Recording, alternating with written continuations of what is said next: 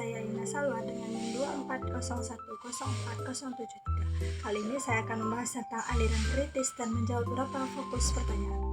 Dalam kehidupan bermasyarakat, hukum seharusnya menjadi alat untuk menciptakan keadilan dan ketertiban.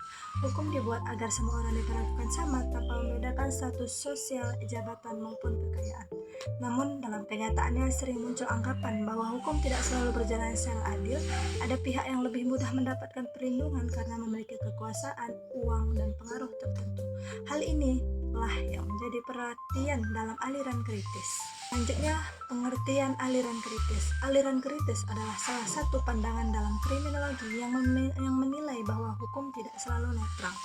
Menurut aliran ini, hukum sering dipengaruhi oleh kekuasaan politik, kepentingan ekonomi, status sosial, dan kelompok elit tertentu.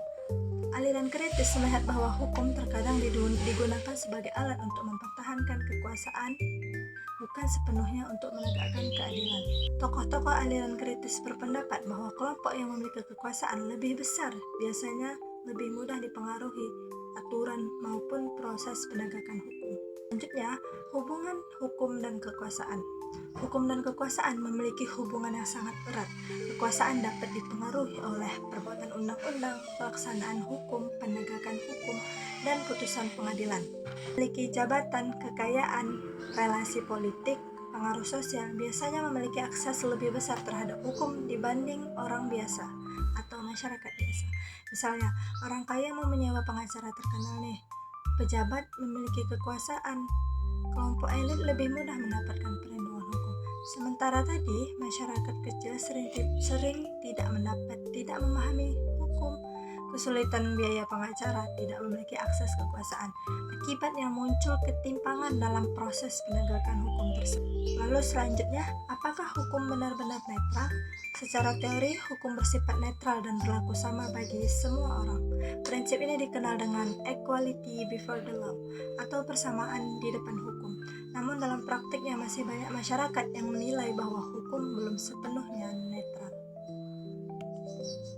Lihat dari perbedaan perlakuan hukum, hukuman yang tidak seimbang, pengaruh kekuasaan dalam proses hukum, kasus besar yang lambat ditangani.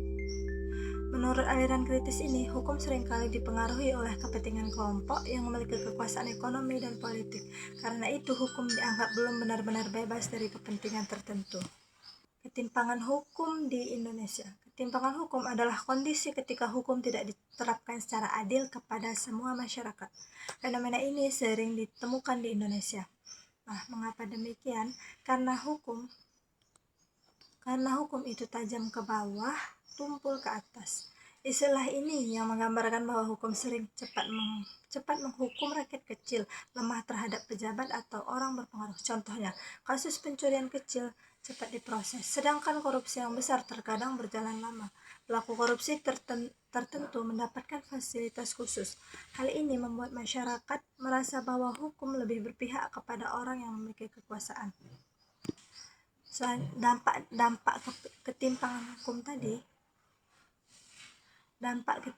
hukum tadi menimbulkan berbagai dampak negatif seperti hilangnya kepercayaan masyarakat, munculnya ketidakpuasan sosial, lemahnya wibawa hukum, meningkatkan rasa ketidakadilan. Jadi, menurut aliran kritis ini, hukum tidak selalu netral. Hukum dapat dipengaruhi kekuasaan, kelompok elit memiliki pengaruh besar dalam hukum. Aliran kritis menilai bahwa hukum terkadang menjadi alat kelompok untuk mempertahankan posisi dan kepentingannya. Karena itu diperlukan penegakan hukum yang adil, transparansi aparat, pengawasan terhadap kekuasaan, dan kesetaraan di depan umum. Jadi, hukum dan kekuasaan memiliki hubungan yang sangat erat, walaupun seharusnya netral. Dalam kenyataannya masih terdapat pengaruh kekuasaan, ekonomi, politik dalam proses penegakan hukum. Fenomena ketimpangan hukum di Indonesia menunjukkan bahwa keadilan belum dirasakan secara merata oleh seluruh masyarakat. Oleh karena itu, penegakan hukum harus dilakukan secara adil, transparansi, dan tanpa membedakan status sosial, agar hukum benar-benar menjadi perlindungan seluruh rakyat. Demikianlah penjelasan dari saya. Saya akhiri dengan wassalamualaikum warahmatullahi wabarakatuh.